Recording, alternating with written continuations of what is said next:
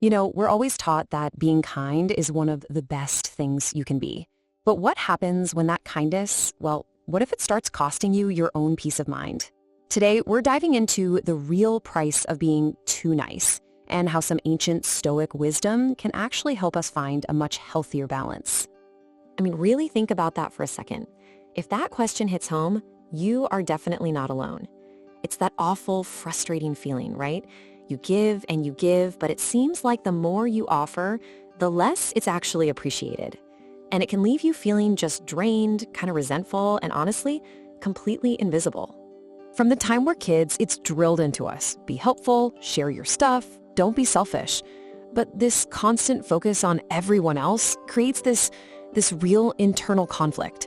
We get pulled between trying to be a good person and just that quiet, deep exhaustion that comes from totally neglecting our own needs. So what's the answer? Okay, so first, let's get real about the problem itself. It turns out being endlessly accommodating can have some pretty serious hidden consequences that affect our relationships, how people see us, and most importantly, our own inner world. It's crazy how our best intentions can get completely misread.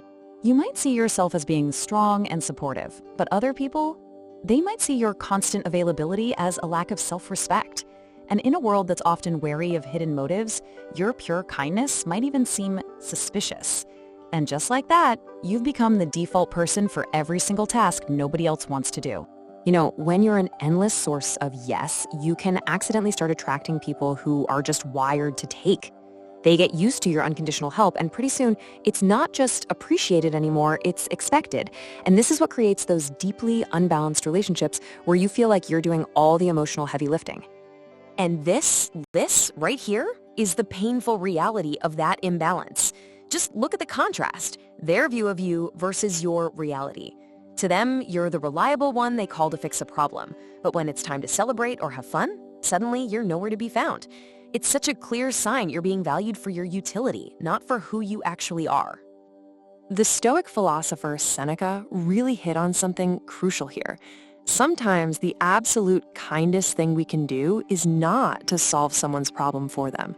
By always swooping in to fix everything, we might actually be preventing people from developing their own strength and resilience.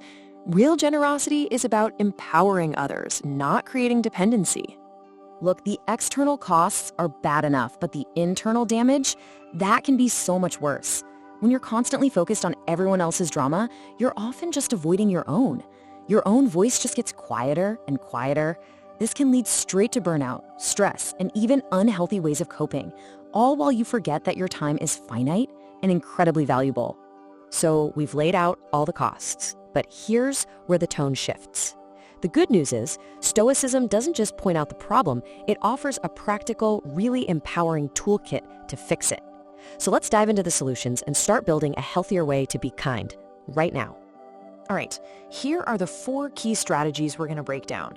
I want you to think of these as your new operating system for how you interact with the world. It's a way to be generous to others while finally being kind to yourself too. This is the foundation. We are so afraid that saying no is going to hurt someone's feelings or make us seem selfish. But a no isn't an attack. It's a statement. It's you declaring that your time, your energy, and your well-being are valuable. Every no you say to something that drains you is really a powerful yes to something that recharges you. The second strategy is all about getting radically self-aware. It's time to stop ignoring the signals your own body and your emotions are sending you. After you've helped someone, just take a moment, pause, check in with yourself. Don't just brush it off. Really listen to the answer. Your feelings are this incredible diagnostic tool. If you feel energized and happy, that's a great sign of healthy, balanced giving. But if you feel drained or resentful or just taken for granted, that's your internal compass screaming at you that a boundary was crossed. You have to use that feedback to adjust your approach for next time. Oh man, we all know people who fit this description, right? They aren't necessarily bad people, but their presence is just a constant drain. The Stoic approach isn't to judge them, but to simply recognize the effect they have on you and then set firm boundaries. Like, if a friend only ever calls to complain, you can say, hey, I've only got about 10 minutes to talk right now. It's not a rejection, it's just a way to protect your own peace. And finally, self-care. Listen, this is not a luxury. It is a necessity. You simply cannot pour from an empty cup. Schedule time for yourself to read, to walk, to do absolutely nothing, and guard that time just as fiercely as you would any other important commitment. This is the essential maintenance that allows you to actually show up for others in a healthy, sustainable way. So how do we bring this all together? The goal isn't to become cold or selfish. Of course not. It's about finding that beautiful balance between generosity and self-preservation, what the ancient philosophers might have called the golden mean. The Roman emperor and Stoic philosopher Marcus Aurelius understood this perfectly. A yes that's given with resentment is like poison, both for you and for the person you're supposedly helping. An honest and respectful no is often a much, much kinder act in the long run. So if there's one thing you take away today, let it be this. The goal is not less kindness. It is wiser kindness.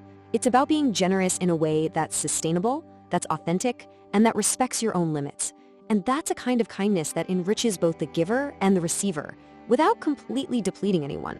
So I'll leave you with this question to think about. What is one no you need to say this week to protect a more important yes? What small boundary can you set to make space for your own well-being, your own projects, or just your own peace and quiet?